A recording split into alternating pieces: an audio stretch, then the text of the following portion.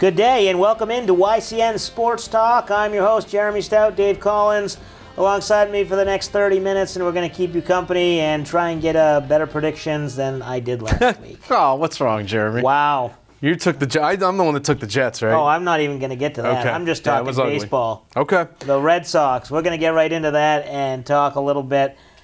I don't even know where to begin. It seemed like the only thing that went right was the bullpen. Had a decent outing, a few games in a row, which was the question mark going into the series. Everything else didn't show up. Yeah, I mean, David Ortiz, not the way you wanted to go out. In Game 3, he came up, in the bottom of the 8th inning with a chance, I think, to tie it, and got walked, and then was replaced by a pinch runner. It's like everything building up to it, the final regular season games, you wanted to see him hit 40 home runs.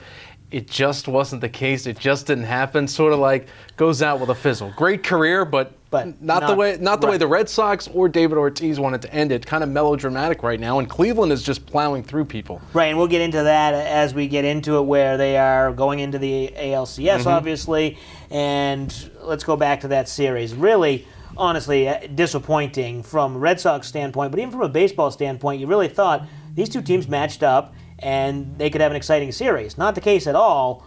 When you go back and look at it, I don't know where, obviously the hitting was the biggest thing. Yeah. It was cold. Obviously the starting pitching kind of let them down, but really they only lost 4-3 in the game. They were in all but game 2. Yeah. Game 2, Corey Kluber really pitched well. And for the Red Sox not to have those bats that were electrifying, especially in August and September, except for the end of September when they sort of faded a little bit, it's puzzling. I think they're in very good shape. If the attitude that the Red Sox and their players had from about June or July 4th on continues to next season with JBJ, with Benintendi, those young guys, if they can keep it together and say, hey, guess what? It just wasn't our year. They'll be in good shape. I think what you're going to have to contend with, though, is now they're calling them the baby bombers of the Bronx with the New York Yankees. They're not in the playoffs either, but their young talent is coming along, and if they can stay healthy, those two teams, it might be back to the mid-2000s or the late 90s, where those two teams are vying for a playoff spot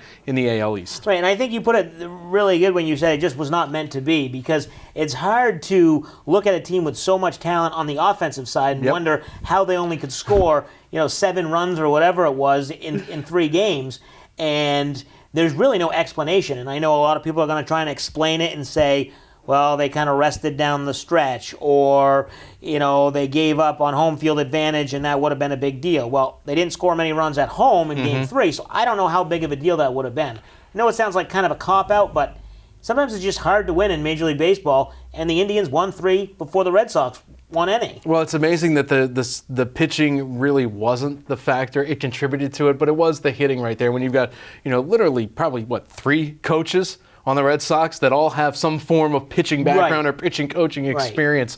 But for the Red Sox, I think, listen, this is a team that finished in last place 2 consecutive years. Yeah. And for them to make it this far, that's got to be a feather in the cap of John Farrell, even though I still hear Red Sox fans saying, he's got to go. And I don't understand that. And here, let's get into that quickly.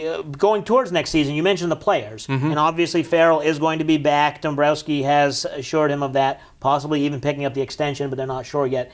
And the question I have about people who say that, who's out there that they're going to get? What do you want? What do you want from this team? It's like Les Miles when he gets canned down in LSU, and they might win 10, 11 games this season. Yeah. What do you expect?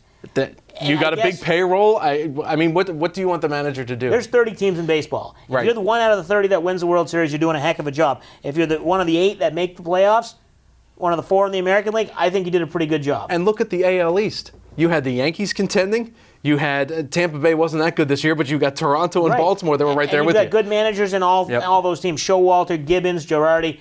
It's a tough division, but Boston's a tough place to play. So they didn't make it to the ALCS quickly. What do you see in the ALCS? Obviously, Toronto steamrolling the Rangers, and then the Indians also sweeping. So quickly, before we wrap it up, who you got there, and how's that going to play out? I think the bats will come alive for Toronto, but I still think the Indians, Terry Francona took a couple of risks against the Red Sox too, especially pitching in the 7th and the 8th inning. I still think he's got the formula, though, to beat the Blue Jays, and I think it's going to be a long series there. And I agree with you there. I do think that bullpen of the Indians, as we saw, neutralizes a lot of bats.